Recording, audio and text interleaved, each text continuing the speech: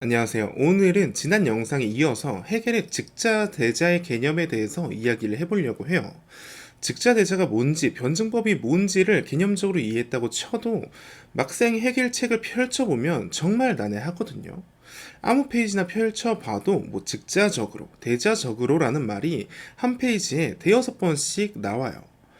타자로부터 자신을 유리시켜서 대자적으로 존재하게 한다. 대체 이게 무슨 말이야? 이런 느낌이 들어요.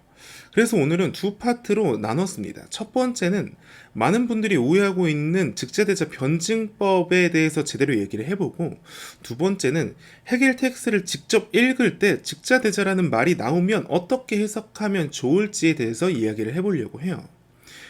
거창한 이론은 다 집어치우고, 여러분은 여러분의 얼굴을 직접 보신 적이 있나요? 뜬금없죠. 근데 생각해보면 우리는 우리의 얼굴을 직접 마주볼 수가 없어요. 거울이나 사진이라는 어떠한 매개체를 통해서만 볼 수가 있죠. 거울을 보기 전에 내 얼굴은 그냥 거기에 있어요. 눈, 코, 입이 물리적으로 존재하는 거죠. 근데 나는 그걸 모르는 상태, 이 상태가 직자 안지희예요. 말 그대로 그 자체로 있는 상태, 독일어로 아는 무엇에 라는 뜻이고, 지희는 자신을 뜻해요. 그러니까 외부와 소통하지 않고 자기 자신 안에 툭 던져진 채 잠들어 있는 상태라고 보면 됩니다. 철학 용어로는 포텐츠, 잠재태라고 하죠. 씨앗 안에는 나무가 될 모든 가능성이 들어있긴 하지만 아직 나무는 아니잖아요. 그게 직자라고 보시면 됩니다. 나는 나야라고 믿고는 있지만 소박하게 믿고 있는 아무런 반성이 없는 단계, 이 반성을 잘 기억하고 계시면 좋아요. 그러니까 어쨌든 이게 우리 정신의 시작점이라고 보면 됩니다. 그럼 대자는 뭐냐? 피어지희에서 피어는 무엇을 향하여 라는 뜻이에요. 그러니까 이제 의식이 나의 안에, 자기 안에만 머물러 있지 않고 밖으로 튀어나가서 자기 자신을 마주하는 단계죠. 여기서 많은 분들이 오해하고 있는 변증법에 대해서 얘기를 하고 넘어가면 좋을 것 같아요. 예를 들어서 여러분이 커피는 쓰다라고만 알고 있었다고 해봅시다. 평생 아메리카노만 마셔와서 커피는 쓰다라고 알고 있었지만 어느 날 친구가 바닐라 라떼를 권해요. 마셔보니까 달잖아요? 커피도 달 수가 있네? 많은 사람들이 변증법을 이런 식으로 이해하고 있다고 생각을 합니다. 직자는 커피는 쓰다, 대자는 커피는 달 수도 있다, 합은 커피는 쓰거나 달다, 이런 지식이 늘었다, 어떤 데이터가 축적이 됐다, 이런 것들을 변증법이라고 알고 있는 사람들이 많은 것 같아요. 그런데 이건 변증법이 아니라 그냥 경험의 데이터의 누적이죠. 마치 스타벅스의 메뉴판이 늘어난 것처럼 속성에 대한 목록이 하나가 추가되는 거예요. 해겔의 변증법은 이런 것이 아니라 커피는 자기 자신을 어떻게 이해하고 있는가, 우리는 커피에 대해서 어떻게 이해하고 있는가가 문제가 돼요. 처음 상태를 다시 한번 보자고요. 커피는 쓰다, 이 문장이 의미하는 바는 뭘까요? 단순히 커피는 쓴맛이 난다는 게 아니라 커피라는 개념이 자기 자신을 쓴 것이라는 하나의 속성으로 고정해서 이해하고 있다는 뜻이에요. 이게 직자입니다.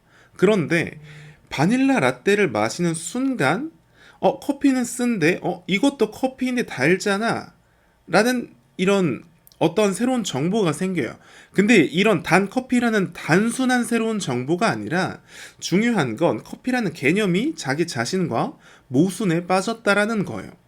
커피는 나는 쓴 거야 라고 생각을 하고 있었지만 저것도 나인데, 바닐라 라떼도 나인데 난 쓰지 않잖아. 바닐라 라떼는 왜 달지? 이런 자기 모순에 빠지는 거죠.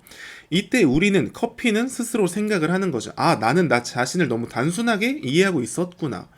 바로 그 순간 커피가 우리가 자기 자신을 반성의 대상으로 삼기 시작을 해요. 이게 대자라고 보시면 됩니다. 이건 마찬가지로 우리 인생에도 똑같이 반복이 됩니다. 나는 내성적인 사람이야 라고 평생 믿고 살았다고 한번 쳐볼게요. 그런데 어느 날 회식 자리에서 또는 어떤 친구들이 모임 자리에서 술이 한 잔 들어왔더니 떠들고 있네? 친구들과, 회사 사람들과 굉장히 잘 어우러지고 있네? 하는 자기를 발견하게 되는 거예요. 나는 내성적인데 내가 지금 뭐 하고 있는 거지? 이런 것들이 바로 자기 모순이고, 이 순간 우리는 나는 대체 누구인가? 나는 내성적인 사람인 줄만 알고 있었는데 나는 상황에 따라 달라지는 사람이구나. 나는 이런 사람들과 있을 땐 내향적이었는데 이런 사람들과 있을 때는 외향적이게 되는구나. 나는 내성적 외향적으로 나눌 수 없는 그런 사람이구나 라고 개념이 자기를 반성하는 거예요. 그럼 다시 커피로 돌아가서 다음 단계 직자는 뭘까요? 커피는 쓰다가 커피는 쓰거나 달다가 되는 게 아니라 커피는 특정한 맛으로 규정될 수 없는 음료다. 또는 더 나아가서 커피는 카페인을 함유한 음료다. 개념이 자기 자신을 이해하는 수준 자체가 바뀐 게 변증법이라는 거예요. 그러니까 맛이 문제가 아니라 화학적 성분이 본질이었구나 라고 이해의 차원이 올라가는 거죠. 그래서 변증법은 뭐 어떠한 속성 A, B, C에 대한 리스트가 추가되는 게 아니라 나는 누구인가에 대한 대답 자체를 개념이 스스로 바꿔나가는 과정이라고 생각을 하면 돼요. 마치 거울을 여러 번 보면서 내 얼굴은 각도에 따라서 다르게 보이는구나. 조명에 따라서 밝기에 따라서 내 인상이 달라지는구나. 어떠한 고정된 이미지로 나를 이해할 수 없구나 깨닫는 것처럼요. 그러니까 바뀌는 건 대상이 아니라 내가 대상을 이해하는 방식이라고 생각을 하시면 돼요. 이것을 헤겔은 움케어룽이라는 의식의 전도라고 부르죠. 커피의 본질은, 나의 얼굴의 본질은 눈에 보이는 속성에 있는 게 아니었구나. 이때 의식은 대상을 탓하는 게 아니라 대상을 바라보던 나의 어떠한 무지함을 파괴하게 되는 거죠. 그러니까 변증법은 경험 데이터를 쌓는 게 아니라 내가 경험과 맺는 관계 자체를 바꾼다고 생각을 하시면 돼요. 그리고 또 하나, 변증법을 설명할 때 가장 유명한 단어가 있죠. 아우프헤븐, 지향이라는 단어인데 이 단어 하나에는 헤겔 변증법의 의미가 다 들어가 있어요. 독일어 아우프헤븐은 세 가지 뜻을 동시에 품고 있거든요. 첫 번째 뜻은 들어올리다 라는 뜻을 가지고 있어요. 기존의 이해를 더욱 높은 차원으로 들어 올리게 되는 거죠. 두 번째는 폐기하다라는 뜻을 가지고 있어요. 더 이상 유지될 수 없는 규정을 파괴시킨다라고 생각을 하면 되겠죠.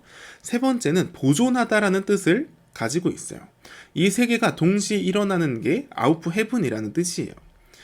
실제로 예를 들어서 우리가 어렸을 때 엄마는 완벽하다라고 생각을 했었지만 크면서 엄마도 실수하고 화내고 때로는 부당한 모습을 보게 되잖아요.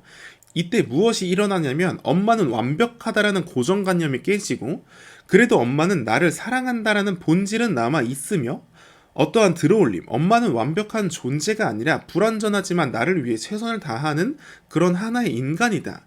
이러한 식으로 이해 차원 자체가 높아지는 거죠. 이것이 헤겔이 말하는 개념, 베그리프예요.